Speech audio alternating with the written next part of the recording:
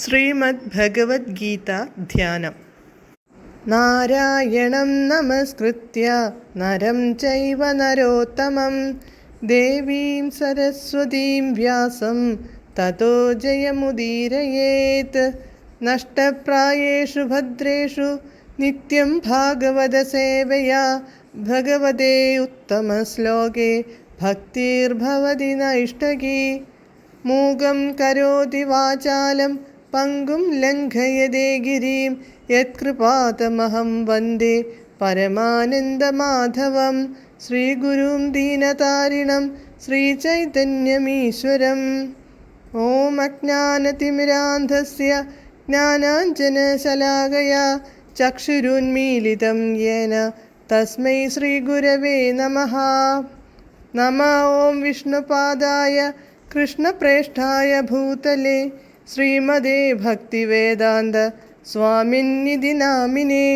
നമസ്തേ സാരസ്വതേ ദേവേ ഗൗരവാണി പ്രചാരിണേ നിർവിശേഷ ശൂന്യവാദി പാശ്ചാത്യദേശതാരിണേ.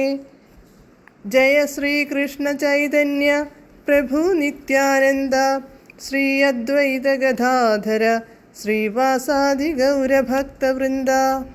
ഹരേ കൃഷ്ണ കൃഷ്ണ കൃഷ്ണ ഹരേ ഹരേ, ഹരേ രാമ രാമ രാമ ഹരേ ഹരേ. ഹരേ കൃഷ്ണ കൃഷ്ണ കൃഷ്ണ ഹരേ ഹരേ, ഹരേ രാമ രാമ രാമ ഹരേ ഹരേ. ഹരേ കൃഷ്ണ കൃഷ്ണ ഹരേ ഹരേ, ഹരേ രാമ രാമ ഹരേ ഹരേ. ഭഗവത്ഗീത യഥാരൂപം. അധ്യായം 9. രാജവിദ്യ രാജഗുഹ്യ യോഗം. ശ്ലോകം 18, പേജ് നമ്പർ 498. ഗതിർഭർത്താ പ്രഭുഃ സാക്ഷി നിവാസഃ ശരണം സുഹൃത് പ്രഭവഃ പ്രലയസ്ഥാനം നിധാനം ബീജമവ്യയം. പദാനുപദം. ഗതിഹി ലക്ഷ്യവും ഫലവും, ഭർത്താ ഭർത്താവും, ഭരിക്കുന്നവനും, പ്രഭുഃ പ്രഭുവും, സാക്ഷി സാക്ഷിയും, നിവാസ ആശ്രയസ്ഥാനവും, ശരണം ശരണവും, സുഹൃത്ത് സുഹൃത്തും, പ്രഭവഃ ഉത്പത്തിസ്ഥാനവും, പ്രലയഃ പ്രളയവും, സ്ഥാനം സ്ഥാനവും, നിധാനം വിശ്രമസ്ഥാനവും, അവ്യയം ബീജം ച അവ്യയമായ ബീജവും, അഹം ഏവ ഞാൻ തന്നെ. വിവർത്തനം. ലക്ഷ്യവും ഭരണകർത്താവും പ്രഭുവും സാക്ഷിയും വാസസ്ഥാനവും ആശ്രയവും ഉറ്റമിത്രവും ഞാനാകുന്നു. സൃഷ്ടിയും സംഹാരവും എല്ലാറ്റിൻ്റെയും അടിസ്ഥാനവും ശാശ്വതമായ ബീജവും ഞാൻ തന്നെ. ഭാവാർത്ഥം.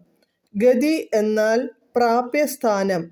കൃഷ്ണനാണ് ആത്യന്തികമായ പ്രാപ്യസ്ഥാനം.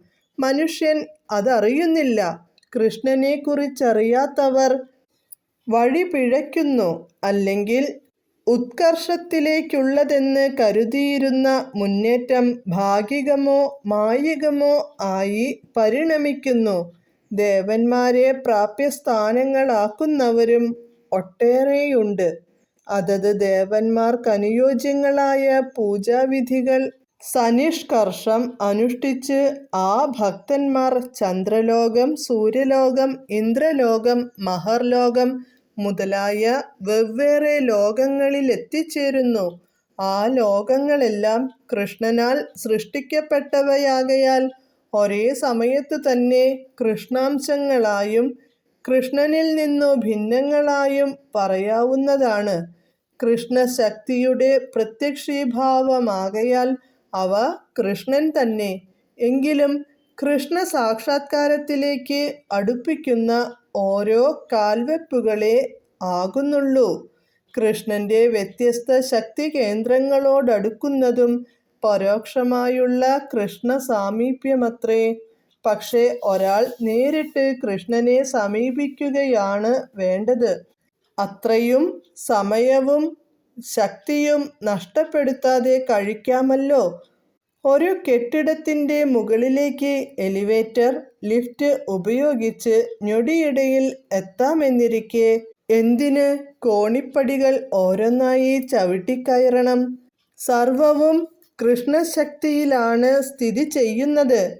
കൃഷ്ണനെ ആശ്രയിച്ചേ ഏതൊന്നിനും നിലനിൽപ്പുള്ളൂ. സർവഭൂത ഹൃദയസ്ഥനായ കൃഷ്ണൻ സർവസാക്ഷിയാകുന്നു. ഏതൊന്നിൻ്റെയും ഉടമയായ കൃഷ്ണൻ പരമാധികാരിയുമാണ്. എല്ലാം കൃഷ്ണന്റെ ശക്തിയിൽ നിലകൊള്ളുന്നു. നാം ജീവിച്ചു പോരുന്ന പാർപ്പിടങ്ങളും രാജ്യങ്ങളും ഗ്രഹങ്ങളുമെല്ലാം കൃഷ്ണൻ തന്നെ. ആത്യന്തികമായ അഭയസ്ഥാനമാണ് കൃഷ്ണൻ. സ്വരക്ഷയ്ക്കു വേണ്ടിയും ക്ലേശമോചനത്തിനു വേണ്ടിയും ഏവരും കൃഷ്ണനെ ആശ്രയിച്ചേ തീരൂ. നാം സ്വയം രക്ഷ തേടുന്നത് ജീവശക്തിയിലായിരിക്കണം. സർവോത്കൃഷ്ടനായ ജീവസത്തയാണ് കൃഷ്ണൻ. അദ്ദേഹം നമ്മുടെ തലമുറയ്ക്ക് ഉദ്ഭവസ്ഥാനവും പരമപിതാവുമായിരിക്കെ അതിലുപരി മറ്റാരുണ്ട് നമുക്ക് സുഹൃത്തായിട്ട്? അദ്ദേഹത്തെക്കാൾ മികച്ച ഗുണകാംക്ഷിയാവാൻ ആർക്കും കഴിയില്ല.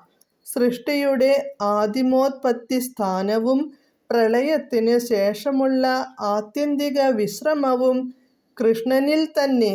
അതിനാൽ സർവകാരണങ്ങൾക്കും ശാശ്വതമായ കാരണം കൃഷ്ണൻ തന്നെ. ഹരേ കൃഷ്ണ.